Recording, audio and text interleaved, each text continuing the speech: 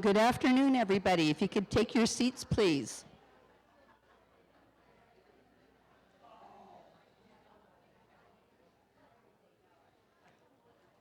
Can you please take your seats? Thank you very much. Good afternoon. I'm Lisa Dunn. I'm the current president for, 2019, I guess you'd call that, for the Women's Council of Realtors South Orange County Network. And this is Debbie Rose. She is the president of the Coastal West Network. And thank you so much for coming to this event today. You don't know how happy I am to see this nice full room. This is fantastic. And thank you for all of you taking time out of your day to come and join us. We're going to start off with the Pledge of Allegiance, but we're a little flag challenged, so we have Candy far over here, our human flag. And if you could all rise, and Debbie's going to lead us. Okay, ready? Begin. I pledge allegiance to the flag of the United States of America and to the republic for which it stands, one nation, under God, indivisible, with liberty and justice for all. Okay. It's always nice that somebody happens to be carrying flags with them. So at this time, we would like to introduce some of our special and distinguished guests. I'm going to let Debbie go ahead and start with that.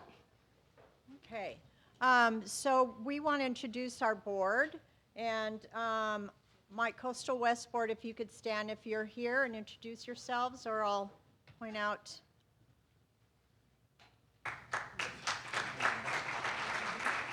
So it's Suzanne Janeau, and a lot of my board isn't here, apologize for that, but Gina Sanders is my secretary, and Suzanne Janeau is my director of events.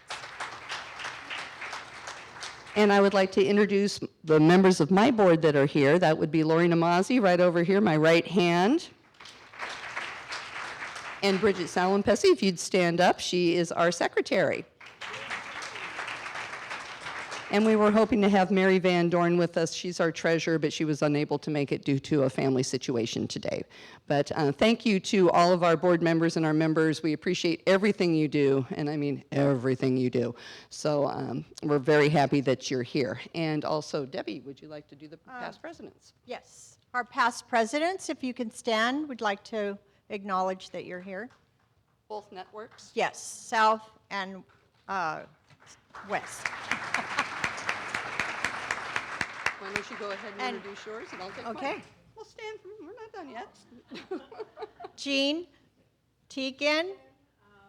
Past local president and also state president in 2006. Oh, Suzanne. And I was past president, I'm not sure. Is that how we get? Vice president and district vice president for the state. Thank you. I'm Marielena Banks, and I started the South County chapter in 98, and I was president 98, 99, and 2000. Karen. Oh. Karen Field, and I was president of South Orange County Network 2017 and 18. Joyce.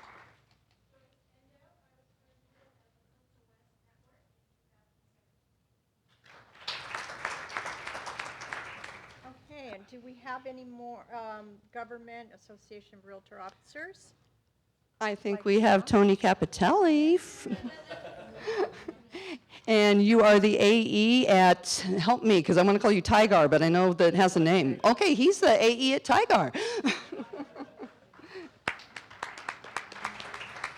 And I would like to do a special thanks to our sponsors. And I have got to, some of you have really helped me out at the last minute here. So my thanks to you all. And if you haven't had an opportunity to go back and visit with the sponsors that are here, please do after the event is over. We'd love for you to be able to talk to all of them. Our platinum sponsor is Connecticut Federal Credit Union.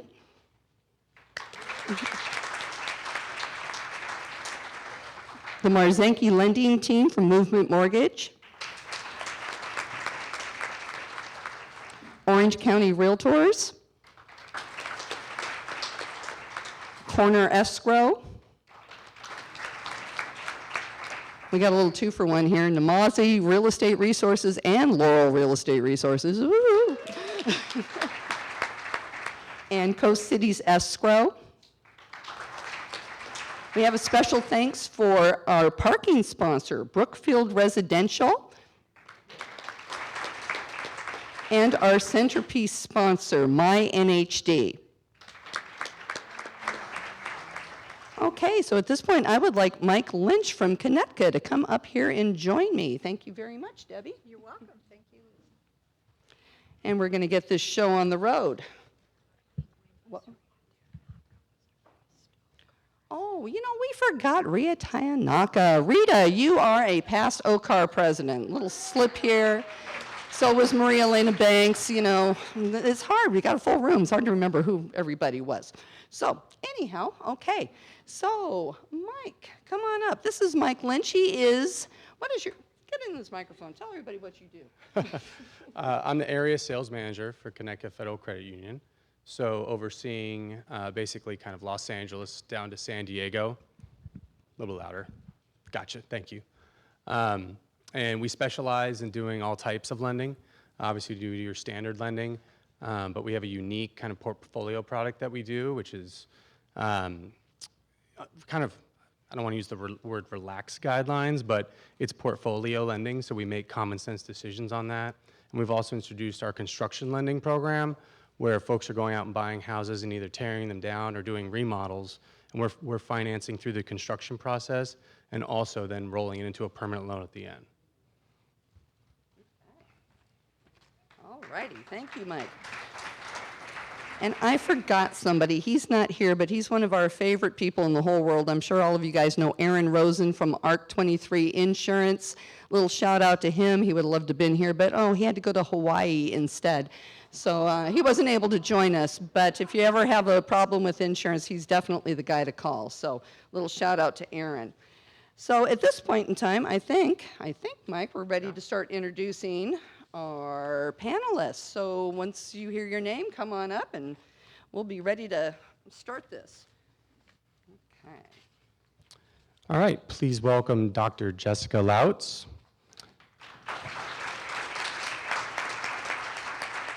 Dr. Jessica Lautz is a Vice President of Demographics and Behavioral Insights at the National Association of Realtors. The core of her research focuses on analyzing demographic trends for both NAR members and housing consumers. Through management of predictive analytics, surveys, focus groups, and data analysis, she presents new and innovative ways to showcase results. Jessica discusses research findings in major media outlets and international presentations.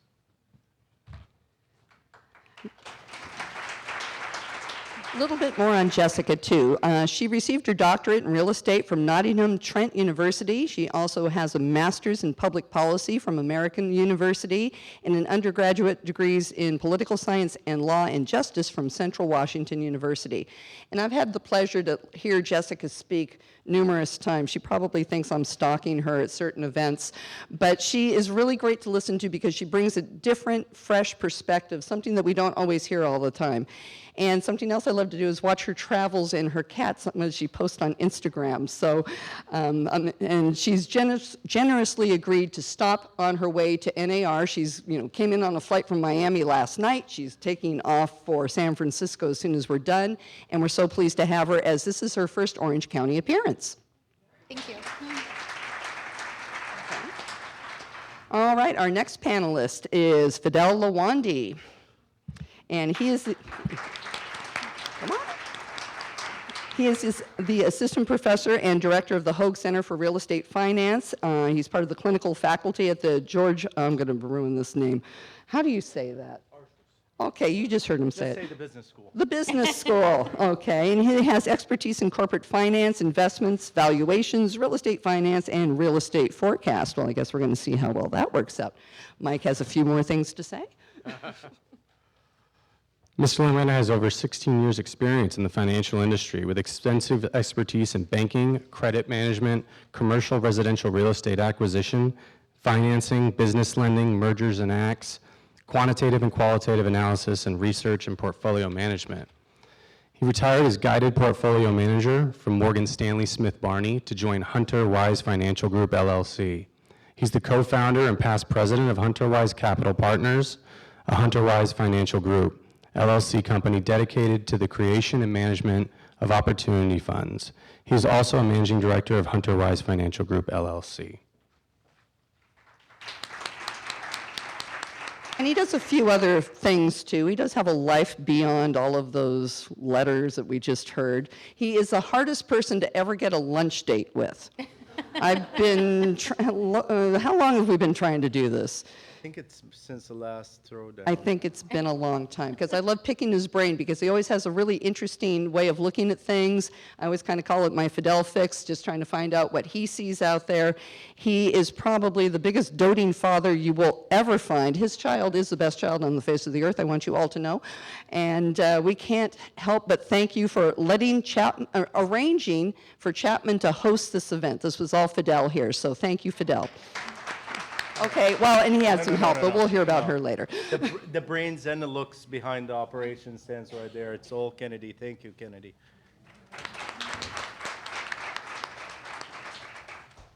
Please welcome Logan Mohtashami. Logan Mohtashami is a financial writer and blogger covering the U.S. economy with a specialization in the housing market. Mohtashami's work included frequent quoted in Bankrate.com and Bloomberg Financial. Mohtashami has been invited speaker at the American Catalyst, California Association of Realtors, and the National Association of Women in Real Estate Business and other economic conferences. He's a recurring guest on Bloomberg Financial, where he discusses the health of the housing market.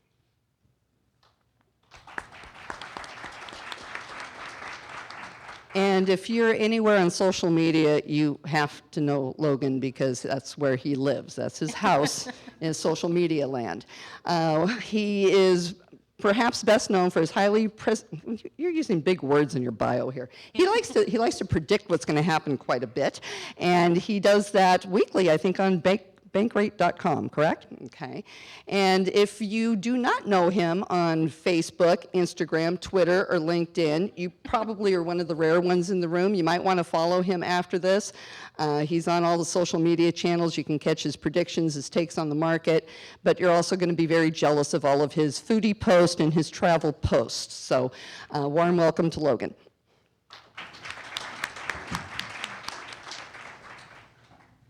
Welcome Stephen Thomas.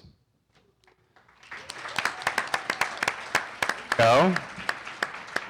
Stephen Thomas, a California real estate broker with decades of real estate experience and a degree in quantitative economics and decision sciences from the University of California, San Diego. Developed reports on housing and is considered an expert in real estate housing reporting and trends. Reports Housing was started in 2004 as a way to communicate what buyers, sellers, and real estate professionals were experiencing in the trenches, tracking demand, inventory, distressed homes, and market data, both in the county and city levels.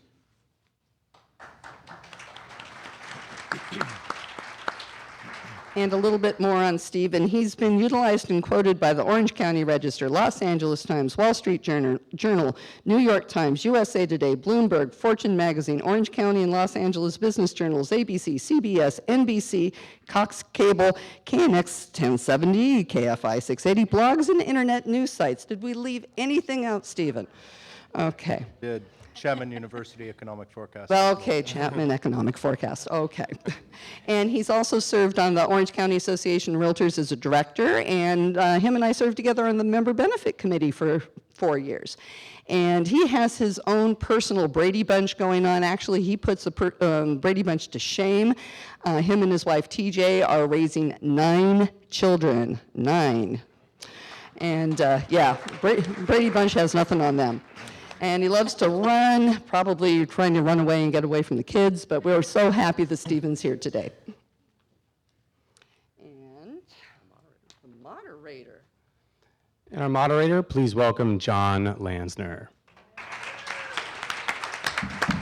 Jonathan Lansner has been the Orange County Register's business columnist since 1997 and has been a part of the newspaper's coverage of the local business scene since 1986. He's a native New Yorker who is a past national president of the Society of American Business Editors and Writers and a graduate of the University of Pennsylvania's Wharton Business School. Okay, and John lives in Trabuco Canyon in a house that he actually owns, because if you read his column in the Register, you kind of wonder what he thinks about homeowners sometimes. But John and I have a lot of interesting conversations about many things, but he's one of my friends, and even if he is a Ducks fan, that's going to be another throwdown for another day, a little hockey throwdown with John and I. But he also loves to umpire local lacrosse games, and some that aren't so local. But you know, he has a great column, and he even got us a pretty cool write-up in the Register yesterday, so we thank him for that. But he is going to be our moderator. And John, what do you have in that bag? Well, I thought it might be a little bit tough, so. Just so everyone knows who's in charge, I'll put my. And you got a whistle too? Got a whistle? My goodness. Just let you take it from me. Okay. Well, thank you guys for the kind introductions for all of us, and welcome to another Throwdown. I think back to last year and how many things that we thought were truths a year ago were 100% false, though Logan will tell us otherwise. Anyway, I guess we are starting in some order that I'm not aware of, but people will be presenting from this spot. So whoever knows that they're first will come up and start. But I do want to warn the panelists first that I do have the whistle and cards. So hopefully you can realize if I tell you we're getting long on time, and please stop.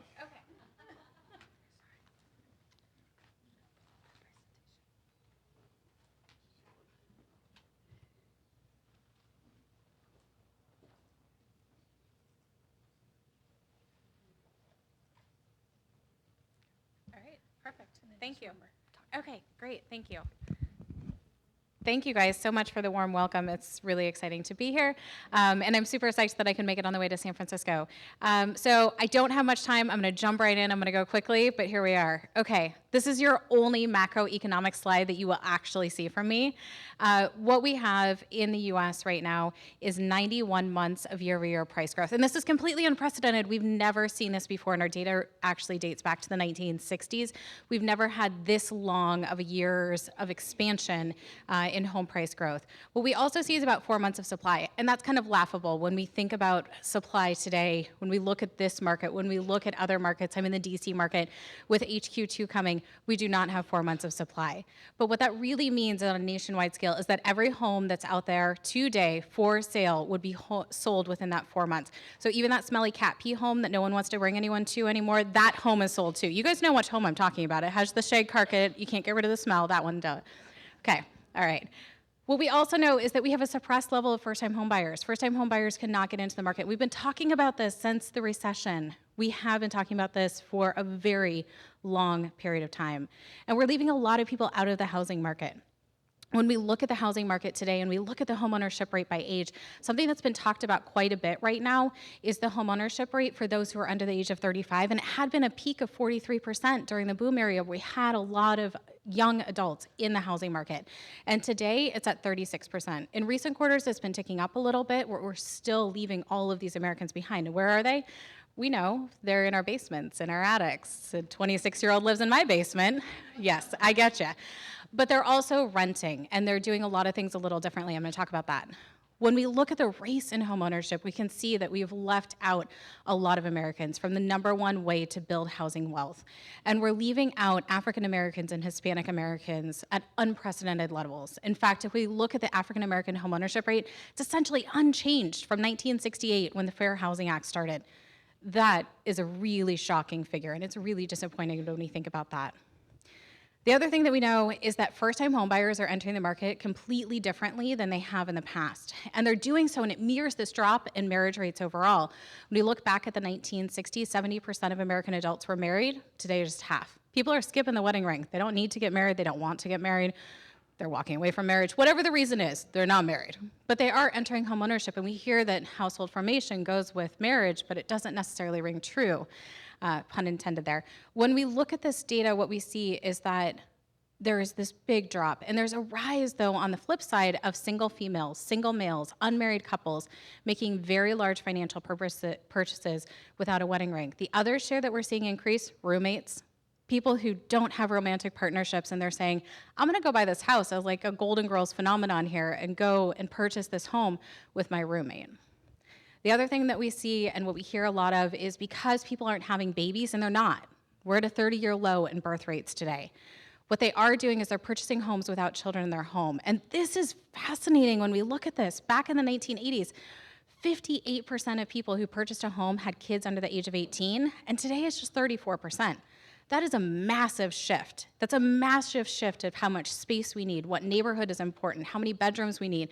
Do you actually care about things like schools and yeah, okay, that was pretty controversial, so please don't quote me on that one. But we also, obviously we care as a society, but perhaps that particular home buyer doesn't care for their own buying purposes, maybe for resale.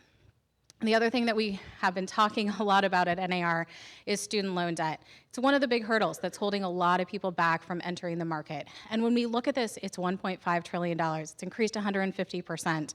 People who are making on-time payments on student loan debt, one of the most shocking figures that I have is that people who are making on-time payments, 47.5 of them owe more next quarter than they did this quarter because they're in a negative amortization loan.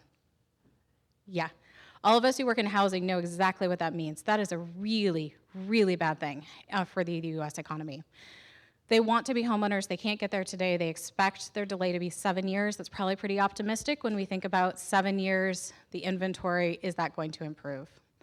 The other thing that we know is that you have student loan debt, you actually purchase a home that's 19% less, even controlling for household income, even controlling for the home size, where you are. And that really is a big factor today when we look at buyers. But they're entering the market, and what we see is that they're doing so with mom and dad's help. 1/3 of first-time home buyers today have financial assistance from parents. And this is a really fascinating trend because what we see is that there is enormous wealth divide in the US today. And the wealth divide is really driven by a housing divide between who can enter the housing market and who can't enter the housing market. And we see that this wealth is passed through families, and they're doing so. Many first-time home buyers are entering the housing market with family assistance. It's that way to overcome their student loan debt. It's that way to overcome high rental prices. And the other way is that they're moving directly from their family member's home into home ownership. So my little sister tells me that she's saving for a house. She's not. She's spending it on Ubers and going out on the weekend. But if she was, she would be in that 23%. She's not. So what we do see is that there is this shift, right, between families taking care of each other in this much different way than they have historically. And it's really back to a way that has been traditional, these multi-generational homes. And this is one of the most fascinating stats that I've seen in recent years, and this I think is all fascinating, obviously, but the really fascinating one that I've heard in the last week is that for the first time in 160 years, the number of people living in a house has gone up. Yeah, with all that drop in birth rates, who's living in that house? Right? Who is that? It's a multi-generational home. It's people taking care of each other. It's adults living in that home, adults who need that space. That is a fascinating stat that changes home ownership. It's a fascinating stat that changes housing. When we look at multi-generational buyers today, we actually know that 1 in 6 Gen Xers are in that situation. They're taking care of aging parents, aging children who won't leave, children under the age of 18 who need to be there, obviously. But this is a very different way of living that we have seen historically, at least in recent years. When we look at tenure in home, what we've seen is that it's elevated drastically, and it's stayed elevated. Coming out of the recession, people were underwater, you refinance a loan, you lock in a low interest rate, you buy a bigger house because you're buying with a roommate, so you have that affordability to buy in the suburbs where you didn't necessarily before. And what we see is that people are staying put. They're staying put 9, 10 years, and they're not necessarily moving. And this is really creating this supply struggle as well as not building. All right. I think that's all I have for you. I think I did that. Maybe in 5 minutes. Probably not. Okay, thanks. Someone's back to the future.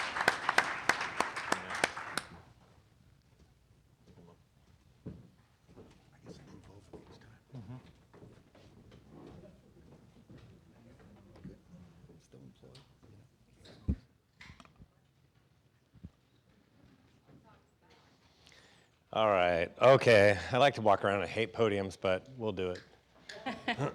All right, let's first talk about Orange County housing supply. I've seen a lot of green shoots. Remember last year I was talking about cracks? It's because I've seen lots of cracks starting in the marketplace around March of last year. And then we came to an eventual screeching halt by the time we got to the fourth quarter. This year I'm seeing green shoots, the exact opposite of what everybody's talking about and hearing about. If you look at the active listing inventory, this is where we are today. This is where we were last year. There were a lot of people, I had reporters, not the Orange County Register, other reporters that were contacting me saying, hey, Stephen, how come so many more homeowners are placing their homes on the market? They thought that's why the inventory was growing. That's not what was happening. Instead, we had homes that weren't going into escrow and lingering on the market. The same number of homeowners were coming on the market, just about the same number come on every single year within 3% here in Orange County and Southern California as well. So we built that inventory last year because we weren't placing them into escrow at this time of the year. But not this year. You could see we've done the normal thing and we are coming down fast. 5 days ago when I did the crunching of the numbers, I got to 5,921 homes. That was shedding 8% in 2 weeks. It was the largest drop so far this year. And then since end of July, we've shed 1,680 homes, and that is the largest drop since 2008. These are the kind of stats that you're not hearing about out there. You're instead hearing all the other news. Last year, 7,231 homes in the market. That's 22% more homes compared to where we are today. So here's another green shoot right here. Now I'm comparing this year's inventory compared to last year. It's the first time in 16 months that there are fewer homes now on the market than the prior year. For 16 months straight, it was more homes in the market compared to the prior year. But now, new trend has emerged, and that is fewer homes than the prior year.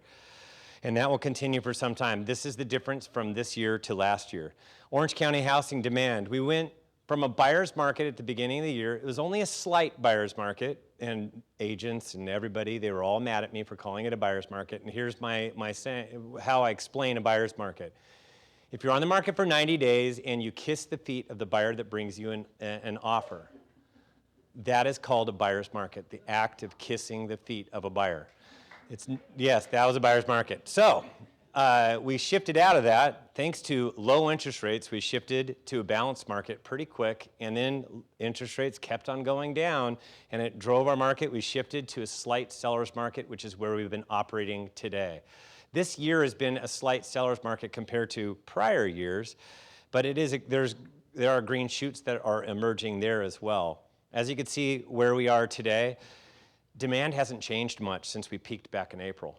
It's been pretty flat, but the flat has proven to be really strong for our market long term, and it's positioning us for a strong start to 2020. And you could see 5 days ago we were at 2,275 pending sales over the last 30 days. That's what I call demand. It's the velocity of the market. We were up 1% in 2 weeks. Sometimes we go up a little bit in the month of October, and that's what I refer to as October Housing Fest.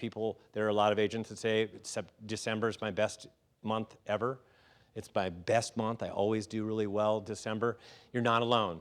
There are families like mine, we can go ahead and move during the holidays because that is halftime for our schooling. It's in between semesters. I can actually move a family in between. So that's why a lot of people have a good December. Last year, not so much. This is where we peaked. It was back in April. But from that peak to the yellow arrow, it's the smallest drop from the peak in demand to where we are today since 2008. Which is telling because as we've driven through this year, interest rates have actually been pushing us, and it's the fuel that has been saving the market this year. We've thawed out of that the 5% interest rates that we had last year at this time.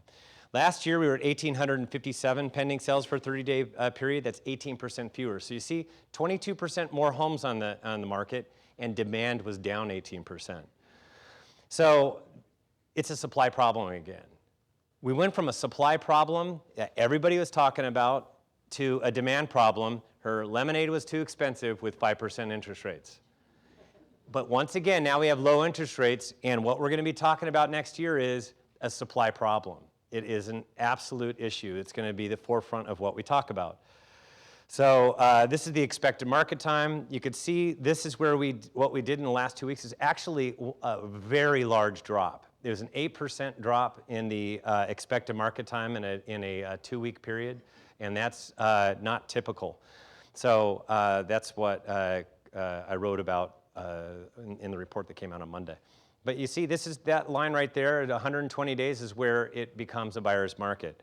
And below that green line, it's where it's a seller's market. In between is balanced. We operated balanced for a little bit this year, just as tiny at the very beginning, as well as a short time in July. But since then, we've actually been coming down. The market's actually getting stronger right now in the month of, at the end of October and through November.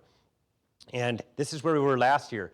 The reason that spiked, and that's not normal, usually the expected market time stays the same from about August all the way through the end of the year. The reason it didn't last year is because we had demand falling and the inventory rising during this time period. And when you have that, it's a recipe that lines up in favor of buyers. And right now, today, Orange County is at a 78-day expected market time. It was 82 days 2 weeks ago. Southern California is at 79 days. It's the first time that Orange County has beaten Southern California in the past 18 months. So actually, Orange County is starting to get a little bit hotter than where we've been. And Orange County last year at this time was at 117-day expected market time. So look, 78 days right now versus 117 days last year. So here's what my forecast looks like for next year. Distress remains flat, return of the unrealistic overpriced seller, normal housing cycle, but muted activity compared to 2012 through 2017. It's actually going to be better than 2018 and 2019, but not as hot as 12 through 17. And we're going to start off this year with a lot fewer homes on the market. About I think it's 24% fewer homes in the market to start this year compared to last year. That is not enough homes in the market. That's that lack of supply that we're all going to talk about right out of the chute in 2020.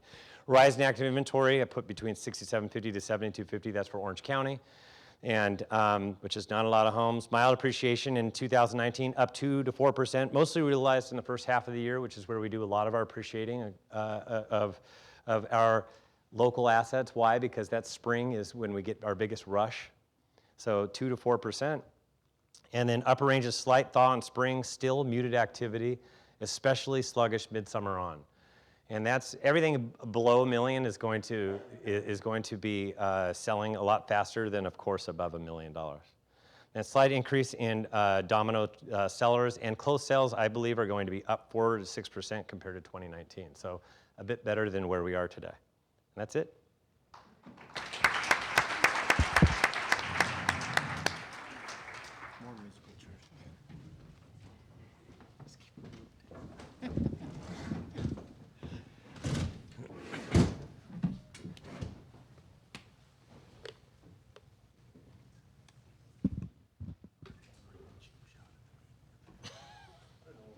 Equipment. I think next year we should have it somewhere else. This is so unacceptable. Just kidding. First and foremost, welcome to Chapman University, all. We're happy to have you here, and hopefully next year we'll meet at the same place, same time, same date. I'll focus today more on the economics and kind of the macroeconomics, what's happening, where we think things are going to go. And first and foremost, I have to tell you, last year when we had the economic throwdown, most of us, well, with the exception of Logan, if I remember correctly, we said that we're going to see interest rates go up. And that's effectively what everybody anticipated, because the economy was doing really well, inflation was at a healthy level, and the Fed effectively said what? We're going to keep on increasing interest rates because we don't want an overheated economy. And what we observed effectively beginning of 2019 on through the year is that the Federal Reserve started reacting not to economic factors, but what? Policies. What's happening, right? Policies, whether the trade wars, whether the stock market is doing well or not, and that effectively have guided their decisions throughout 2019. So having said that, where do we see 2020 heading? So first and foremost, if we look at real GDP, so this is growth of the economy without any impact of inflation. So where we see GDP overall is that next year it's going to be a little bit lower than what we're seeing this year, but overall there is no signs as of right now of recession or any kind of recessionary impact. We're going to see that inflation is going to pick up a little bit, and that should be expected because interest rates are where? Interest rates at all-time low. Effectively, the Federal Reserve has created quantitative easing, but they're not calling it quantitative easing. If you say quantitative easing in front of any of the Fed members, they will frown at you and say, no, we're just reacting to the marketplace. But they're pumping significant amount of cash in the economy, and that will have to translate to some form of inflation. So we're going to see inflation overall spiking up compared to next year. Nothing too crazy, but we are going to see inflation go up. That's good news for you because that means that home prices are going to go where? Up. How much? I'm going to leave that for Stephen to predict. Okay, we'll leave it for somebody else to predict. And the fueling, what's going to fuel the GDP, what's going to fuel the economy, is the same stuff that's been fueling the economy in 2019. We're going to see that it's mostly going to be driven by consumer spending. It's going to go down a little bit from where we are right now, but it's mostly going to be us continuing to spend. Because while everybody else is freaking out, including businesses cutting down on their spending because of the trade war, we, the consumers, have been doing what? Just having a blast, effectively, shopping as there is no tomorrow. And it's expected. Why? Wages are growing at a healthy rate compared to the... Bear in mind, we're in the longest recovery in U.S. history now. If formerly, we are in the longest recovery of U.S. history. So unemployment is at all-time low. Wages are growing. Our paychecks look a little bit nicer because of the tax reform, depending on how much you make. But overall, this is fueling the spending. Okay, so we're going to see that consumer spending is still going to be the driver of the economy for 2020. Government spending is going to be the same way, although again, we're going to see a little bit of a retreat from this year. Why? Well, because what is the government busy doing right now, the federal government?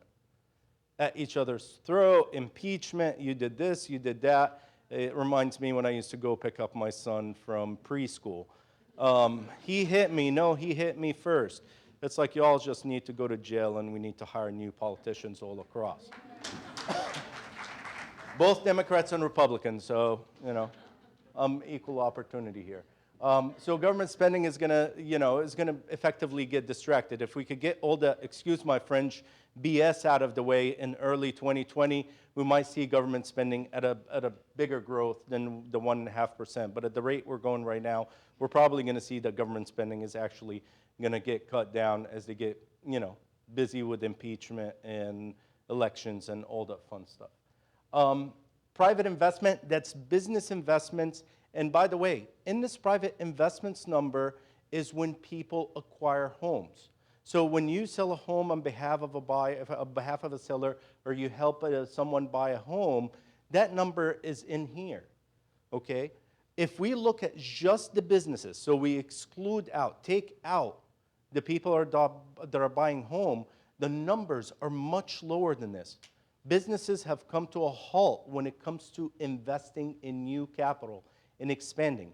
They're hiring people, they're accommodating the marketplace, but they're making no plans whatsoever to expand their businesses because of effectively the trade wars and what the weariness associated with effectively not being able to get their product and services outside the U.S. So they're accommodating the U.S. market, but nothing beyond that as a result of the trade war. But you tack on the home purchases, and that's what gives us kind of the trend that we're seeing here, is that private investment is still going to be most likely fueled by people buying homes and a little bit of business investment, but overall, the number will substantially go down. So as of right now, most of the driver to next year's economy is going to be consumer spending and a little bit of the government spending. Private investing is not going to go anywhere as it relates to businesses, but home buying is what's going to keep that number in the positive side of things. Net exports, we're predicting as of right now, the way kind of the tarot cards are reading, is that we're most likely going to have a resolution to the trade war by the tail end of this year, the beginning of 2020. But if that doesn't happen, it will happen in October. Why October? Why are we so precise in about October? the October surprise, right? What's the October surprise? It's when one candidate comes out with something that will kind of effectively shock the voter population or the voting population into voting their side. Last cycle, what was the October surprise? Not Hillary. It's relating to Hillary, but it was the Comey letter to Congress saying what? Hey, by the way, we found more emails. So this cycle, we might have an October surprise and, hey, we figured out everything with China. But the rate that things are going right now, we might have a resolution much earlier in the economic cycle or the calendar cycle. If that occurs, then we're going to see the net exports, which is the difference between these two columns here, the net exports shrink, and that's going to give us the other part of the upside that will push GDP up. Now, if we don't have a resolution to the trade wars and private investing kind of wobbles and consumer spending kind of starts wearing off, then we might have a whole different story. But as of right now, that's kind of what we're looking at overall as it relates to the driver of the economy. And then the labor market, we think the labor market is going to continue to be at a healthy level of about 3.6, 3.7. What's interesting is that despite the fact that we're seeing unemployment nationwide at an all-time low, what's happening in swing states? It's actually going up, okay? Unemployment is going up, okay? So that's going to be very interesting to see what happens there. By the way, the unemployment is going up because jobs are lost, the job loss mostly in manufacturing and mass manufacturing and the industrial side of things. Because in those same states, when you look at the counties, when you look at it by county, the counties that are driven by technology jobs and quote-unquote white-collar jobs, you see that the unemployment numbers in those particular counties are significantly low compared to the counties where it's manufacturing and industrial type of jobs. So if we see a resolution to the trade war, what are we going to see happening to those unemployment numbers? They're probably going to retreat back to a healthy level. So it's very interesting to pay attention to what's happening in the swing states because that's going to have a significant impact on the outcome of the election as well in November. But nonetheless, unemployment is going to stay where it is. Job growth from a wage for hourly wage, we predict to be pretty much at the same level that we've seen in the last few years at that 3% average. So all in all, the labor market is going to continue to be strong compared to prior years. And lastly, interest rates.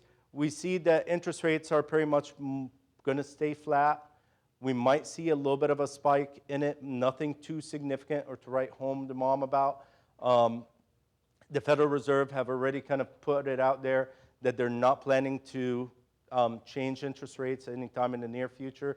They said that they are in a kind of change their policy to a policy of what? Effectively wait and see, right?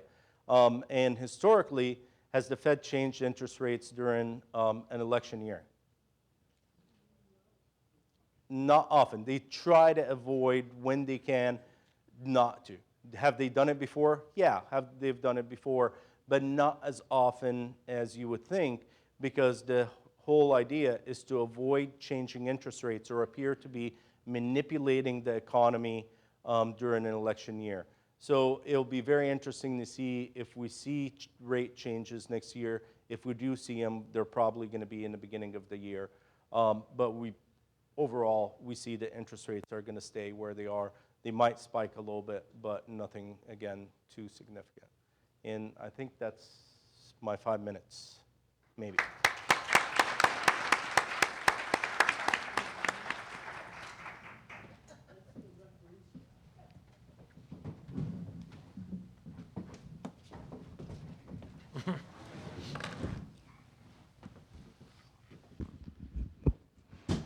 How is everyone doing? Good. How many of you were here last year? Do you guys remember how bearish people were? Mortgage rates were going to go up higher. Inventory had gone up. A lot of bearish talk out here. When people tell me mortgage rates have to go higher, I always ask why. We as a country cannot forecast bond market yields or mortgage rates for almost 4 decades, because I still believe that if you forecast mortgage rates, you have to tell people why they're going to go higher. And they have never, ever broken this down year trend for almost 4 decades.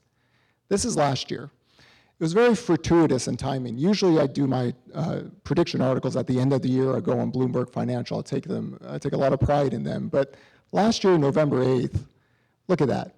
That downward trend was at the upper level. So it was the easiest time for me in my 20 years of finance to say rates are going to go lower, because it's the Y factor. You'll hear record-breaking growth, the Federal Reserve, QE, everything that drives mortgage rates. No. It is economic growth. Since the end of 2014, when I started incorporating bond market and mortgage rate forecasts, I've said the same thing every year. The 10-year yield will be in a channel between 160 and 3% this entire cycle until the recession happens. And the red line is the ISM Manufacturing Index. If I put world growth in that as well, or US growth, it looks the same. There is no super fast economy anymore for the US. There is no super fast economy for the world out there. A lot of our bigger, more mature countries have demographic factors that will reduce growth. Technology has reduced inflation, and $23 trillion in federal debt does not matter. That's been used as a boogeyman for, I think, almost 50 years, that interest rates have to go higher. No, right? This channel has stuck, and this year we got as low as 1.43%. So when we got to that low, has anybody heard of the inversion? Is it scary? Right? Typically when yields invert, it's the long-term rates and the short-term rates cross. Usually that means a recession is either 8 to 19 months out. At the end of 2017, I said, we're going to invert the yield curve in 2018, right? I don't believe the 10-year yield can break above 3%. I don't believe mortgage rates could ever break above 5%. You're more likely to see a 2 handle on the mortgage rates than a 6 handle in your lifetime, right here, because we are no longer a growth engine in terms of a growing labor force, a growing population, productivity growth has all been limited out here. So the next time somebody says mortgage rates have to go higher, or they're going to go back to 5 or 6 or 7%, something that I've heard for almost 2 decades now, ask them why. Why has it as a country we've been wrong about this? Growth is slowing down here in the US. V-shaped recovery.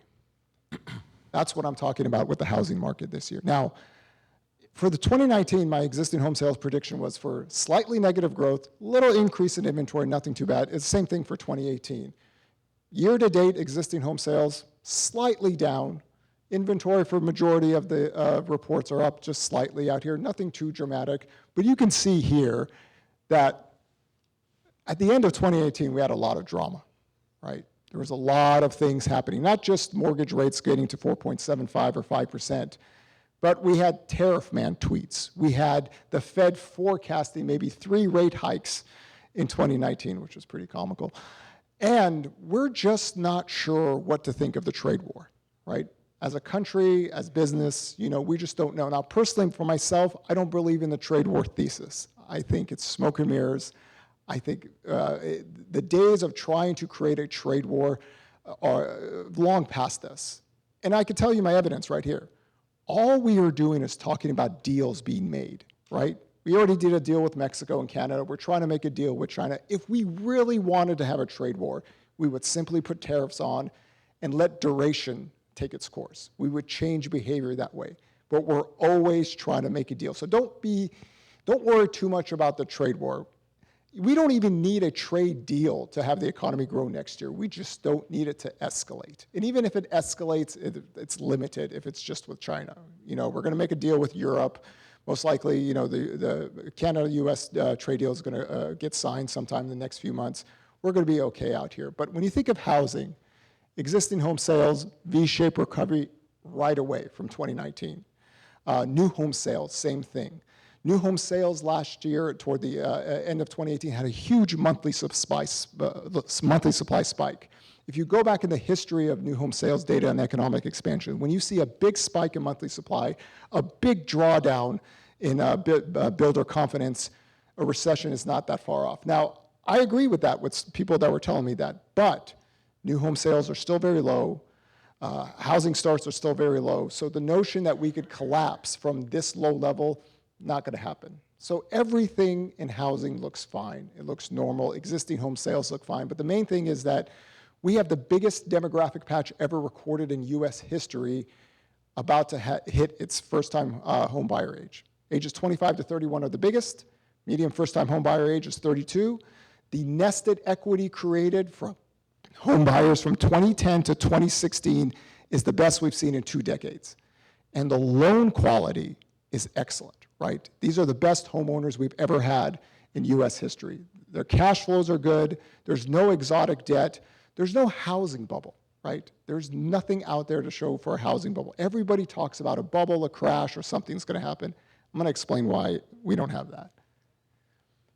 This is real home prices on a year-over-year basis.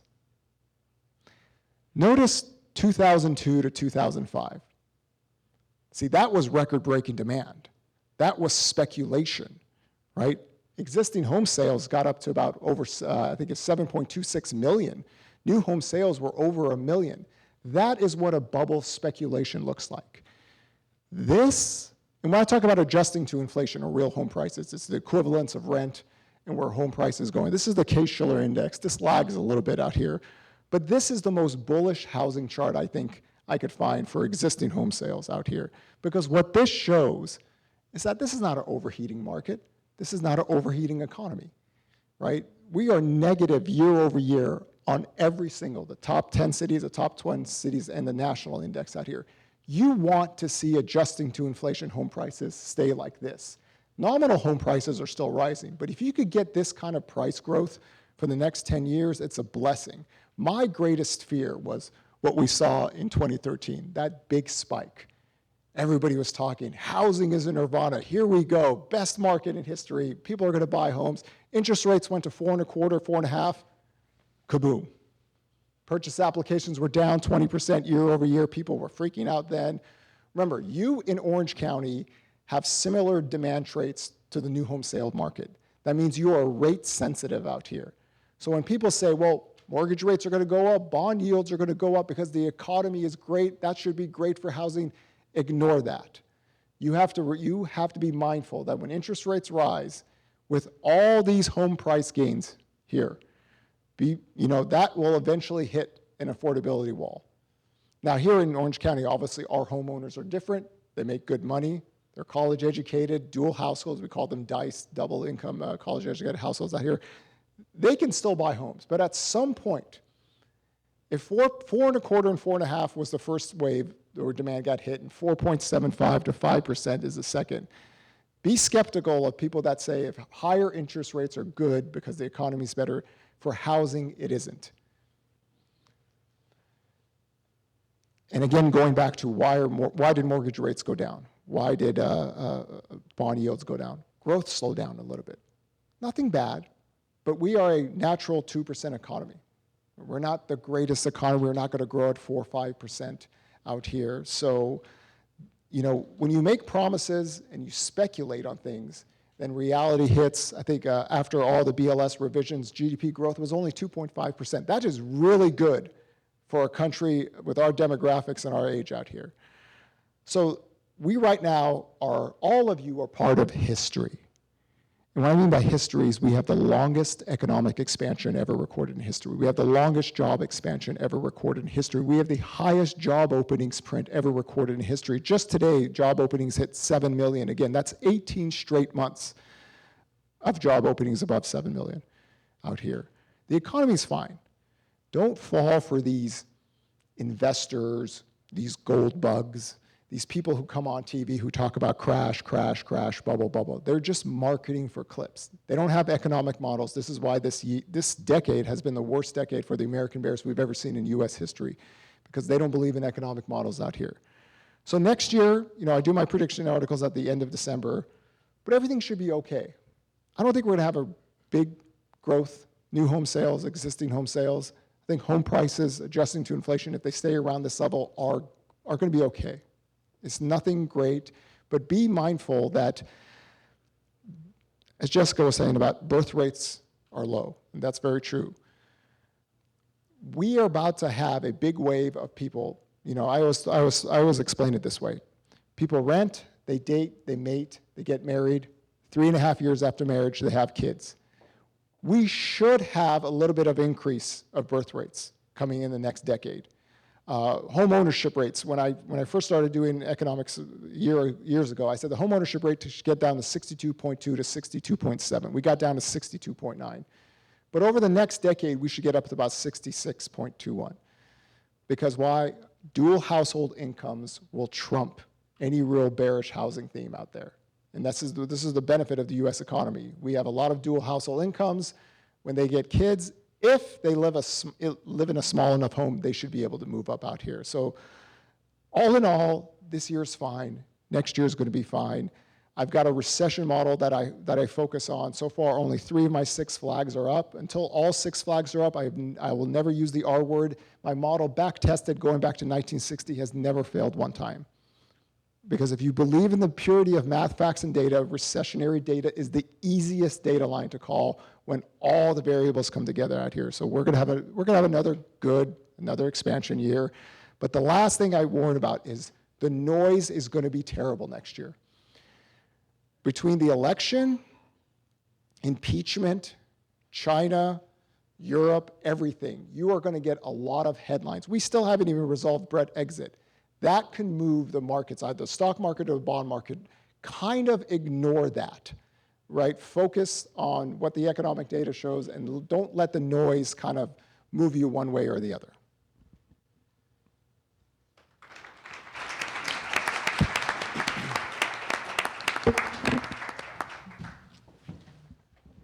Well, thank you, panel, and certainly some interesting lessons, both backwards and forward, learned. I did want to start out as the official here of, and I told Steve already, I do have to card him for his one cheap shot at the media for saying, no one's reported this.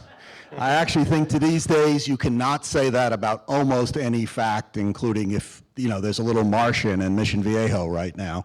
Someone's probably reported it. So the fun thing about being the referee moderator is I get to ask some of the first questions before we'll get out to the audience. So I'm going to use just a, raise your hand and just check. But I assume, if I'm correct, that no one on this panel sees a bubble in the real estate market right now, correct? Can I see anyone in the audience here who thinks we have a bubble? Anyone?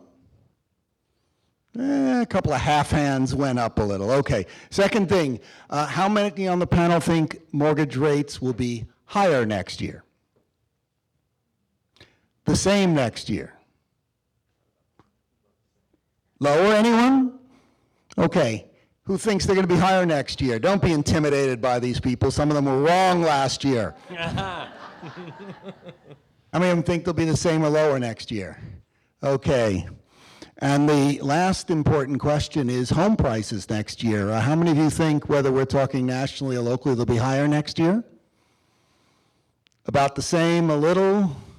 Anyone thinking home prices will fall next year? Out there, how many think they're going to be higher? How many think they'll be lower?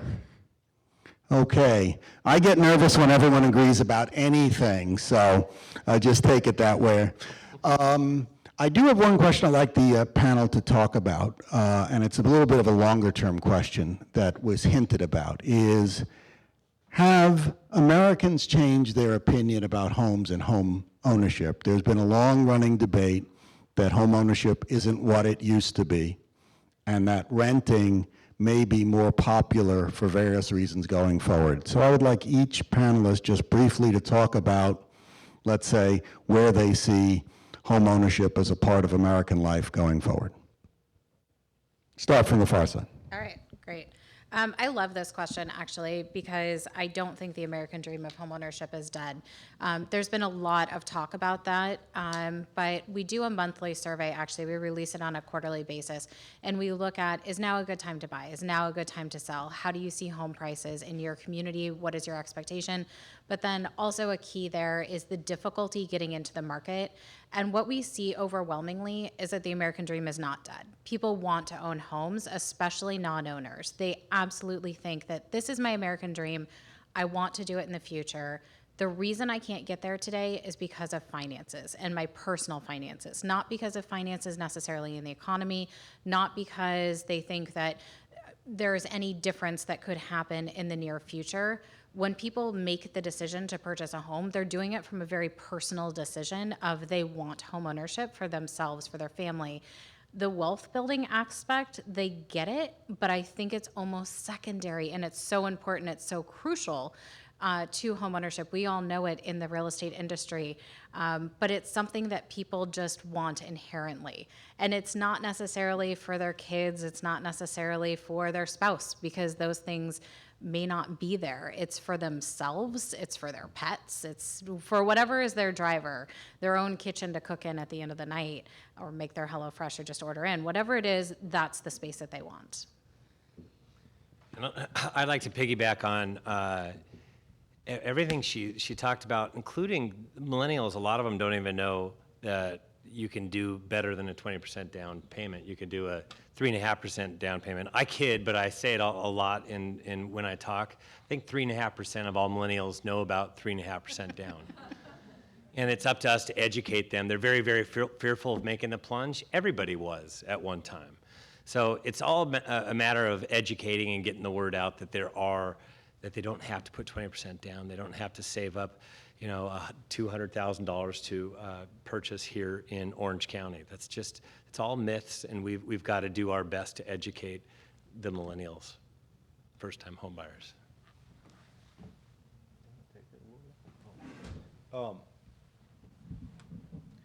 I really think the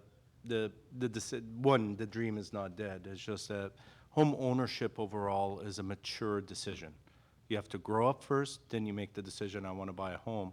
And the generation that we're seeing coming into the market right now, they're late to the maturing stage. They still want to drive for, not you, you're an old fart. No, I'm talking, think about it. They're preferring to drive for Uber and Lyft than get a full-time job because they want to be able to hang out with friends and do whatever. They're preferring to live in mom and dad's basement than to rent their own apartment, and I think everyone in this room has an example of that. And what's happening is that they're delaying that whole maturity process. They're delaying the responsibility process. That's why we're seeing more households with less children. They're still not willing to make the commitment to get married or whatever it may be. I belong to an organization where the average age of the members are in their late 60s, early 70s, and the story's the same. Graduated high school, joined the service, came home, married my high school sweetheart, bought a house, got a job, and we've been married for the last 50 years. Tell me, where's that story today? Graduated high school, tried community college, drove for Lyft, then it was boring, so I did Uber Eats, and then, mom and dad let me live in their basement and play, Mortal Kombat or whatever the new video games are on my Nintendo Switch and hang out with my friend. Decided to backpack through Europe. Is this where we do the throwdown? Yeah. I really don't agree with anything you're saying. Well, I'm sorry, but it's the most educated generation in American history. educated. Thank you. It might be educated degree-wise, but they are not mature enough to feel the responsibility of wanting to buy. Affordability has to play a role here. Just because other generations want to take care of each other and are willing to let them live in their basement for not market rate rent doesn't necessarily mean that they don't want to buy a home, doesn't necessarily mean that they don't want to partner up. In the last 7 years, I've thought about, no, that's completely fine, but the reality of the matter, the reality of the matter is, in the last 7 years, I've educated more than 2,000 students in this university. They've all graduated. according they all to the well US educated. Census Just and let the me finish my personal statement consumption- first. okay. And out of the 2,000, I would guess maybe 10 to 20% of them have decided to buy a home. And by the way, these are some of the richest kids in Orange County. So affordability is not an issue. The maturity is the issue.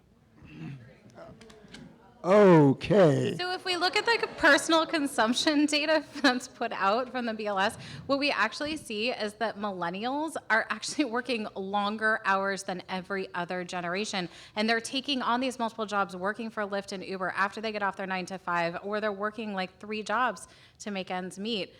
My sister has a best friend, and she lives in my basement too. I'm pretty sure she never leaves. But what I actually see is that she works 6 different jobs just to make ends meet. 6. That's insanity. That is complete insanity. And one of them's a realtor, because why not?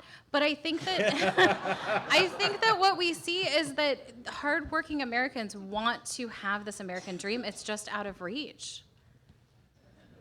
Okay, I'm gonna chime in on this. I actually think. You're a millennial, right? Me? No. Early stages millennial. I'm a Gen Xer. I actually think this is fake news. Yes. I actually think the renting society that has been portrayed upon Americans is literally fake news. If everyone was making $200,000 and had 20% down, everyone would want to be a homeowner, right? So what's the difference between baby boomers and millennials is that, we go to college now. We graduate more people now than ever, which means that prime age labor force growth is high, but you're starting to do things much later in life. So you're not going to the war, you're not marrying your 50, sweetheart from high school. You're starting life, and women are making money now. And I think that is one of the most bullish things I remember at Desiree's conference 2 years ago. I said, women are graduating college faster than men now. Mm-hmm. Women are making more money in terms of the growth, in terms of prime age labor force now more than ever. This is a big deal. They can also wait on getting married. They don't have to get married at 18, 19, 20, 21, 22, right? They're going to school. Everything starts later in life. So if you want to talk about the renter society versus homeowners, start from age 32 to 38, right? Take people ages 25 to 29. Don't fully take them out of the data line pool, but people get married now at age 29 now, okay? So again, I go back to you rent, you date, you mate, you get married. 3.5 years after marriage, you have kids, you tend to own homes. If All you the can do women it. are rolling their eyes in the room. Yes. And part of the situation is that we have a barbell economy. We have certain jobs that pay really well, and then we also have an economy where the majority of the population living in 7 areas. In those 7 areas, it's expensive. So if you have a service sector job, okay, if you're making some kind of wages to that degree, you're not going to be a homeowner, right? Those are the people I think are renters for life, really, to be honest with you. But it's not like they don't want to own homes, right? They just don't have the capacity to own the homes. So if this renter society was ever going to take place, and I was the most bearish on home ownership rates out of anybody when this expansion first started, but I think we could get up to 66.21. I think when people start to get ages 30 to 39, you'll see that turn out. But California is expensive. Of course, when you go east, it gets a little bit cheaper. If you're working a service sector job, you're going to be a renter. You just cannot afford to buy a home unless you're part of a dual household income. I think that's the difference, is that during the baby boomers' time, dual household incomes was not a thing. Now it is. College-educated dual household incomes together provide, the best forces of buying power, and not only in this country, but if you compare American college-educated dual households, they are the best in the world out here. So I'm not a big fan of pushing that student loan debt is a crisis. I think majority of student loan debt is 70% of it is under $17,000. But those who finish college, who go out and work, and especially have a dual household income, they'll be owners out here. So I'm not too worried. The rate of growth, I think, is going to be the question mark. But if you're trying to put service sector workers into homeowners, it's just not going to work. right? If they were making wages like college-educated Americans were, they'd all be homeowners. Every one of them would buy a home. So be skeptical of this debate out here. If it's because you don't have the capacity to own, doesn't mean you don't ever want to own. Well, thank you, panel, for that. Let me add my 2 cents, and if this was a group of home builders or developers, I might have this run on, but I think one of the big changes we've seen in the past 10 years is that the apartment builders have really been smart about building product that's new, exciting, you know, and probably reaches that sort of group that's on the fence, so you can live a really nice, you know, rental life where you probably couldn't have 30 or 40 years ago, and the home builders are still building the same old thing, and someday perhaps they'll build something new and exciting. Anyway, Lisa is out there with a microphone. The fun part is always letting the audience fire away, so are there any audience people brave enough with questions?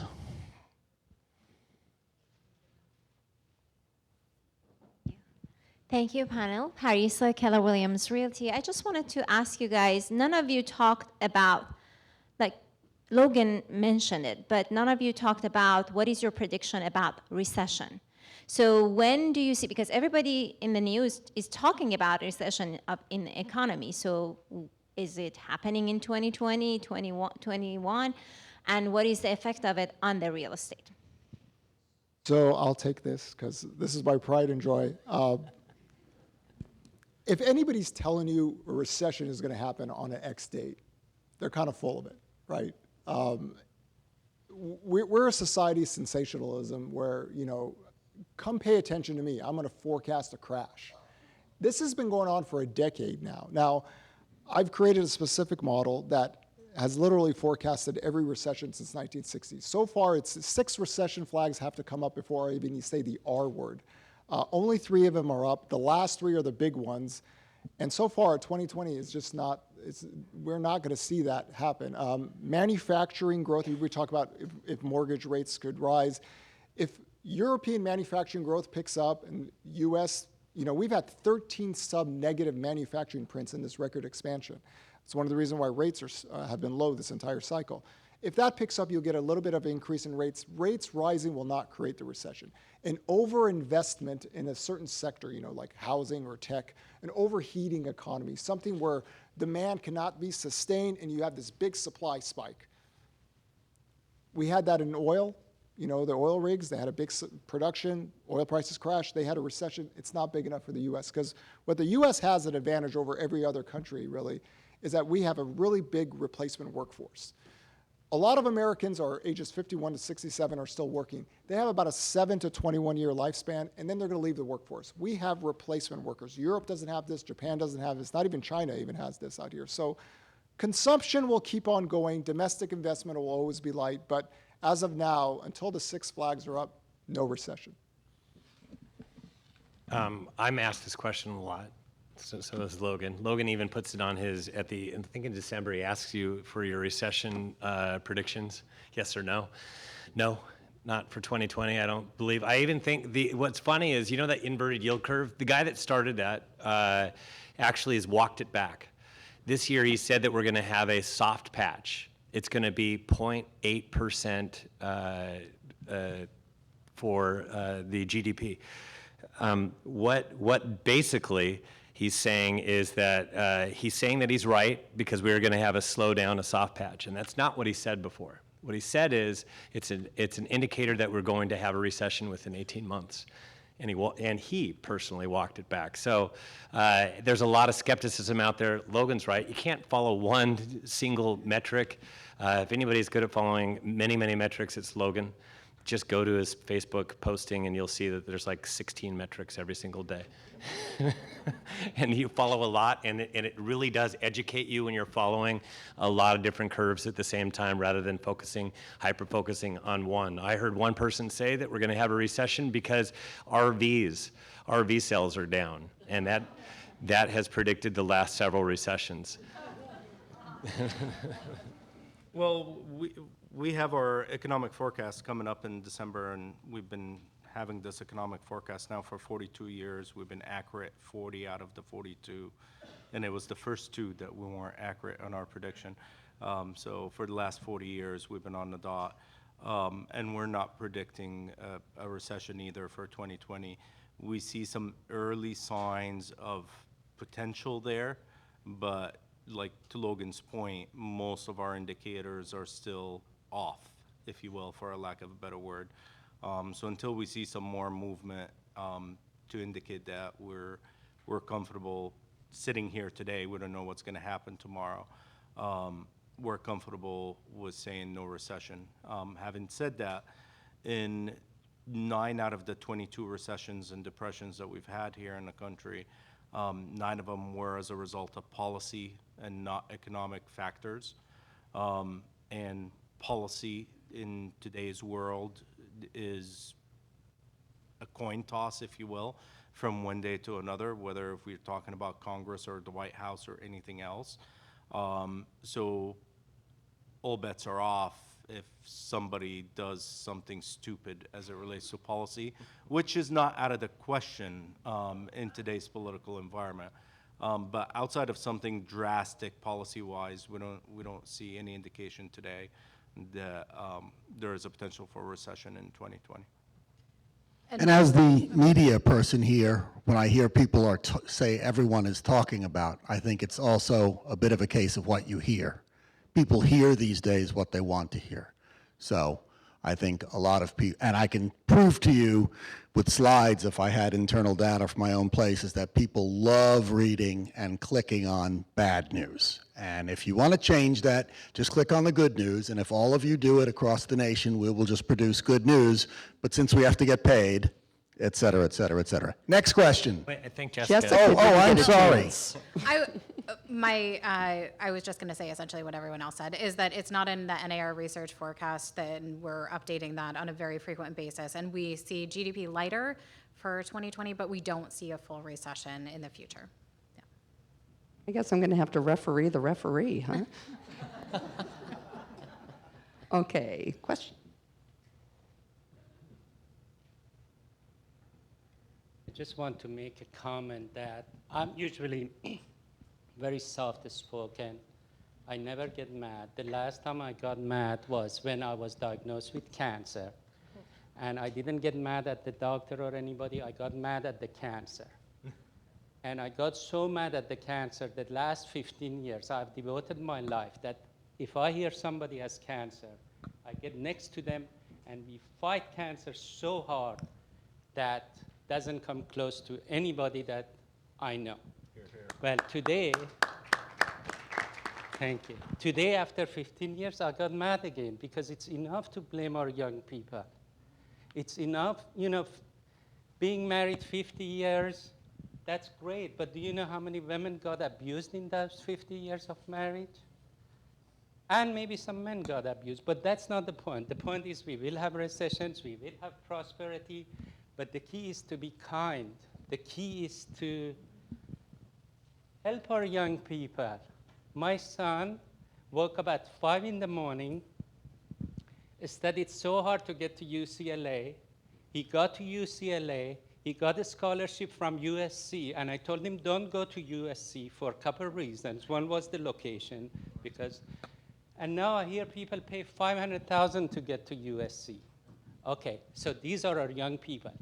He has done multi-million-dollar deals for Disney. Still his salary, he says, Dad, I can't really afford the gas. I can't. When you and we were young, the gas was, I remember I put gas 21 cents a gallon, 26 cents a gallon, and they would wash the car.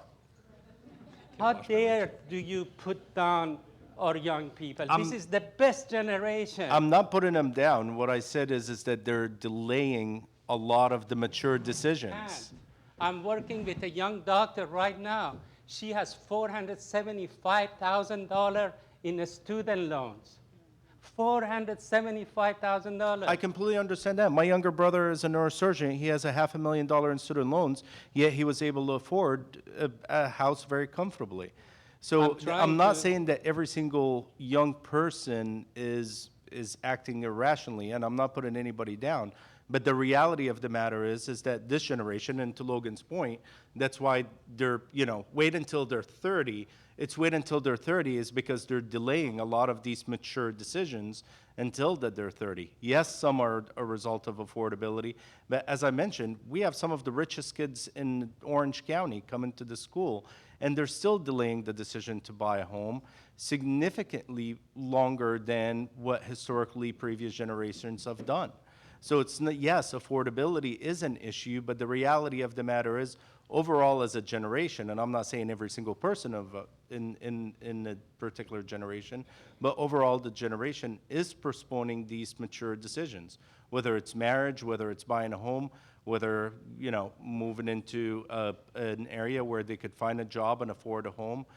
They're preferring to stay at mom's, dad's house, or, their girlfriend's sister's basement. So that's the reality of it. And it's not an offense to any generation or putting them down. They're just delaying the decision, good, bad, or indifferent. They are delaying these mature decisions. But there has to be more statistics and data done behind that. Just to state what you're seeing is one thing, but I love following actual stats. And some of the I've heard plenty of different things. I know that there are plenty of kids in their 20s that are approaching 30 that have saved a lot. They're actually skipping getting a condo or townhome, and they're going straight to the residential detached house.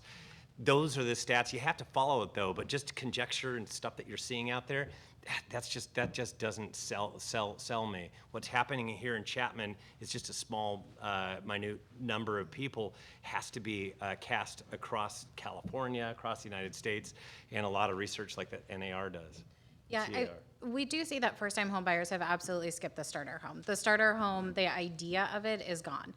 When people go to purchase their first home now, it's actually larger because it is a single-family home. It is in the suburbs, but that's where affordability is. We don't find affordability in the city centers, in the high-rise condos that are beautiful and will do everything for you with all the amenities, and you don't necessarily have your own kitchen anymore.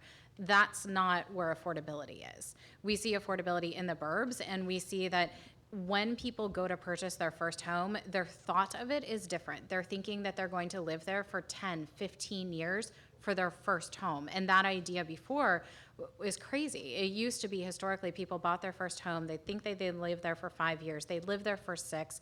You'd move on to your next home. And that idea is gone now. And that makes everyone's job in real estate much harder because that turnover is so much slower.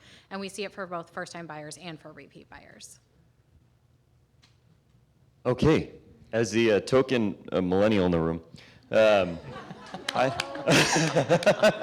like to ask a long-term question. So just to give you, I'm an open book here, give you a little rundown of my expenses, right? So I pay about $3,000 a month in mortgage. I pay about $1,300 a month in health care for my family. I have 2 kids. I pay $600 a month in student loans, and I pay about $1,300 a month in food. Right, and we don't go out much. We buy from the grocery store. I have a pretty good job. I was barely able to buy a home in Orange County. I live in Brea. What I see happening is sort of a sucking out of long-term wealth. Because of those increased compilation of expenses, people are saving less, and they're buying homes less, so they're not generating wealth. So what long-term impacts do you see from that standpoint, rather than 2020 predictions? So I think when I hear economists talk about this at academic conferences, they actually give different scenarios of how we can rebuild this, how we can bring people back into the housing market, minorities and those who are under the age of 35. And the scenarios that they give are optimistic, pessimistic, and then California. Literally, those are the homeownership rates that they predict on a chart, and I've seen that before. And it is enough to make you gasp, right? Because you're here in the California market and you see it every day. You see that you have the lowest homeownership rate in the nation.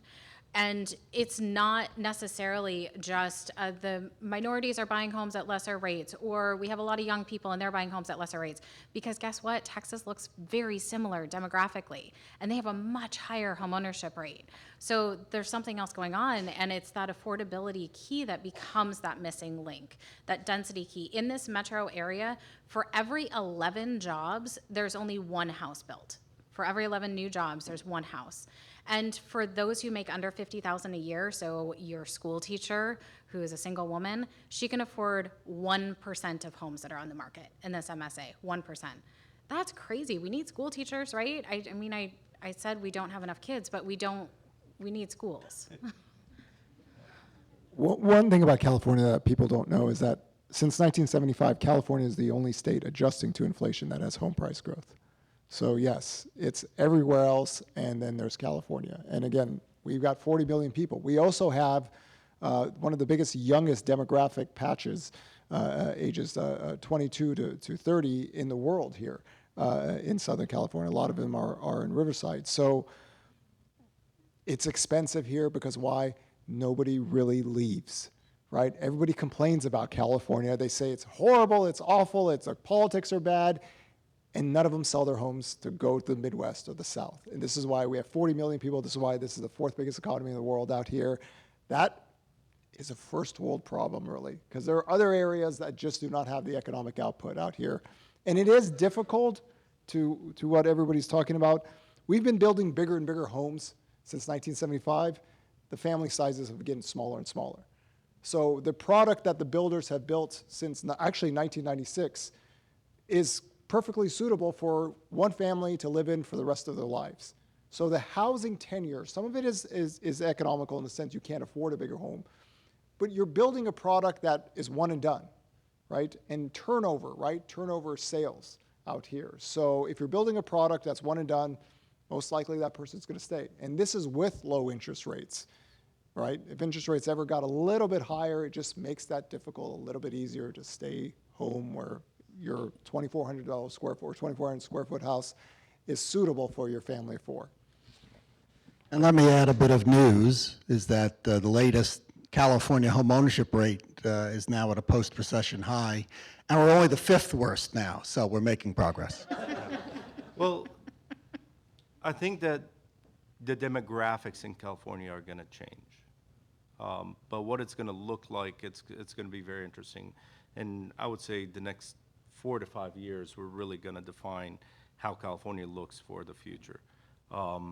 People do leave, but luckily for us, we have celebrities and famous people and sunshine and snow that everybody wants to come here. But people are leaving.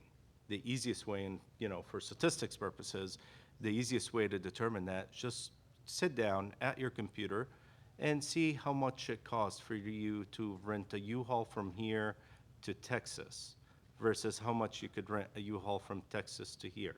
From here to Texas, $600. From Texas to here, I found one as cheap as $97. Why? Because U-Haul is trying to get these trucks back here. Because there's more people that want to go to Texas than there are people that want to come back to California. So or Arizona. So yes, people are leaving here. And the nicest thing is that our weather, our demographics, whatever it may be, is causing more people to come to California. But what is that net gain, if you will, into California? What age group, what level of wealth? It will really kind of hinge upon what's going to happen policy-wise out of Sacramento for the next 5 years. That's going to dictate a lot of what California is going to look like, whether it's going to look like Florida or is it going to look like Palm Springs. So.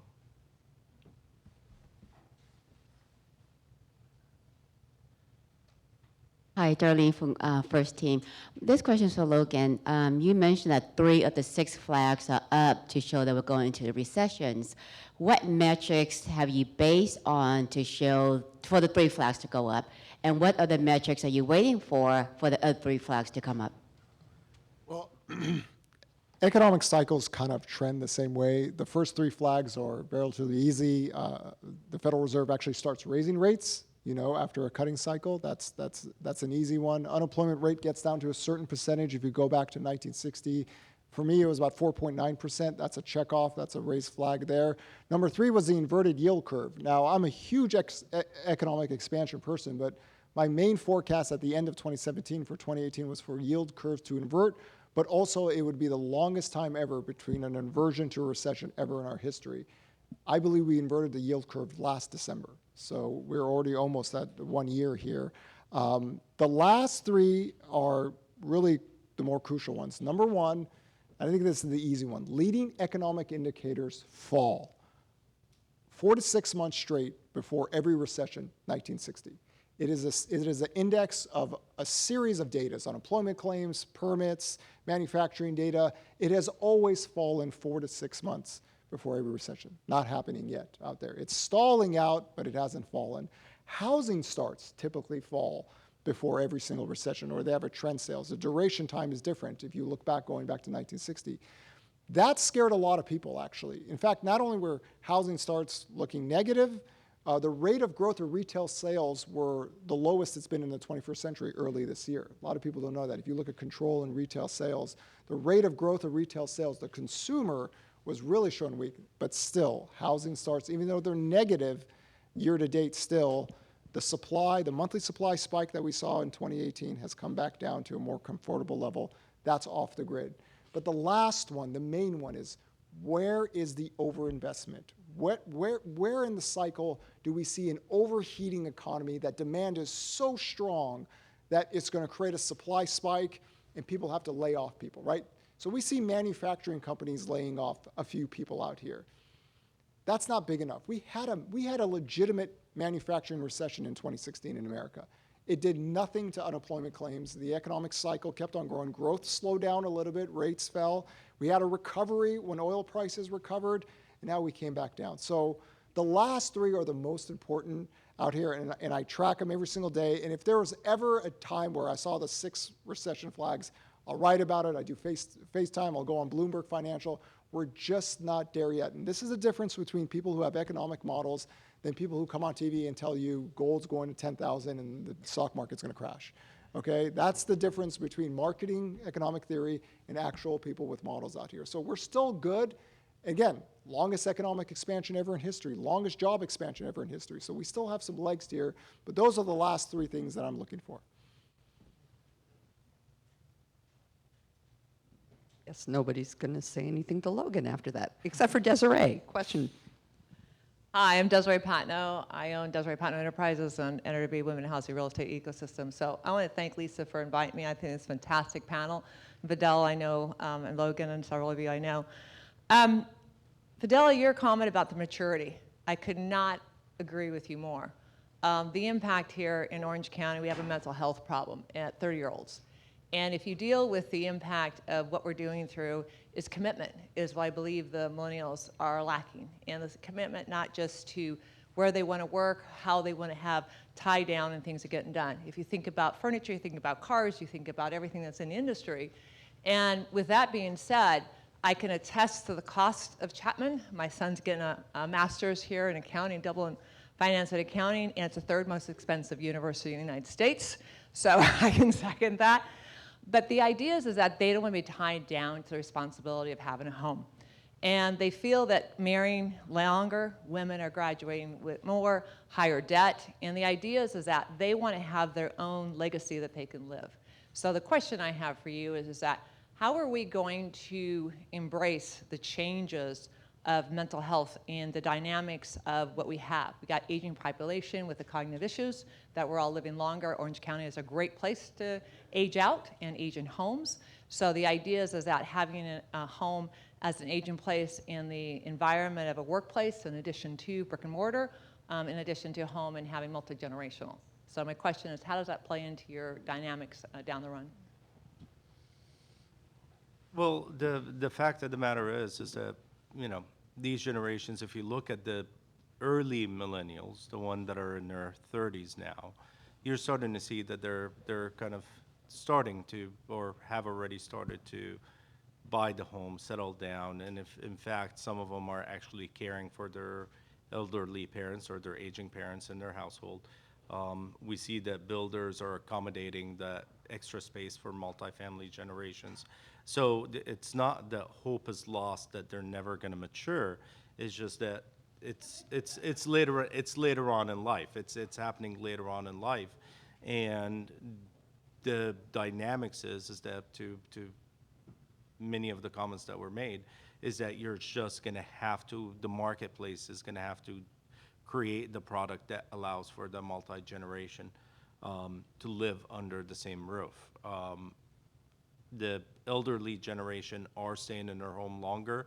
I was at a medical conference not too long ago, and there was a paper that was presented by a researcher at Johns Hopkins that they figured out a way, at least theoretically, to reverse aging. So the reality of the matter is not only are we gonna get older slower, we could effectively, go back to our teen years. Or at least, here you go.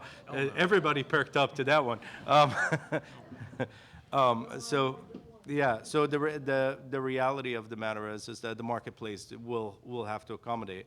And as this generation has grown up, it is taken the responsibility. I'm seeing more and more of people in their 30s and their 40s and even in their 50s that are, taking in mom and dad instead of sending them to a nursing home.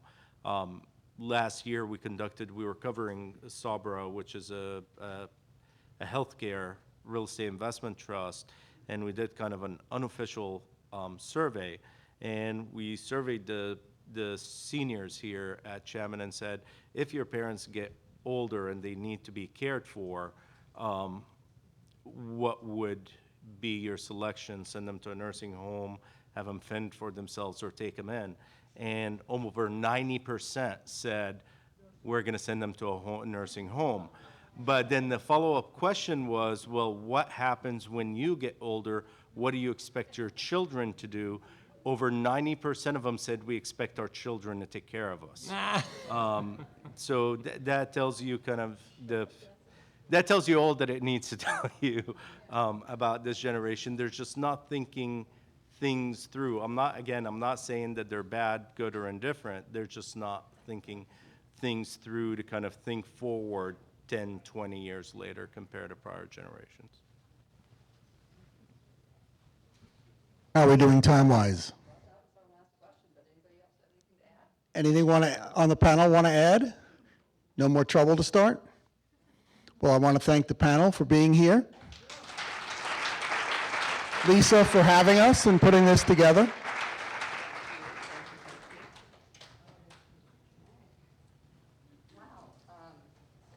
There we go. What'd you guys think? I just wanted to take a moment to thank our panelists. Jessica, thank you so much for coming here, and same with Stephen and Fadel and Logan. And hopefully, we're going to take a couple of pictures right after, but maybe if you have more questions, our speakers would stick around, except for I know Jessica has a plane to catch, but she's nodding her head, so if you have any questions, you can ask them. And I really, really want to thank our host. Hey, don't leave yet. We're giving away centerpieces, and we got a prize, so... But I really want to thank our host, Chapman University. This is so generous of them to allow us to use this facility, and this was just a wonderful event. So thank you, Chapman University. Now I need the Thelma to my Louise to come up here. We have a few thank you gifts we just want to give to our guests real quick. And we're going to start off the first one, since Lori's here holding this lovely bouquet. This is for Kennedy for helping us get this put together. So come up here and get a round of applause, because you deserve it.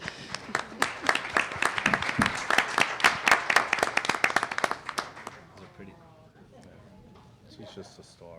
And we have gifts for all of our panelists. But again, thank you very much. Thank you, John. In fact, we have a gift for you you might like better than that pink whistle.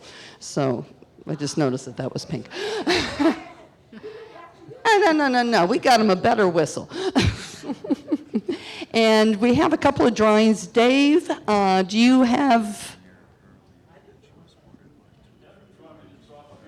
Yeah, draw from there.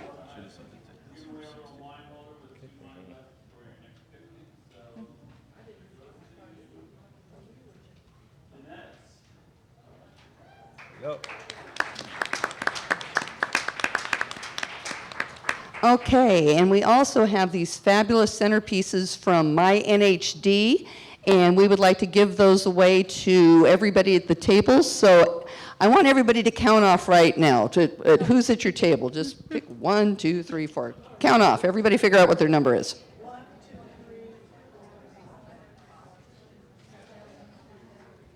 Why are they counting their table? Okay, everybody that's number 1 gets a centerpiece. And on that note, we are finished here. Thank you all for coming. Thank you. See you. Thank you. See you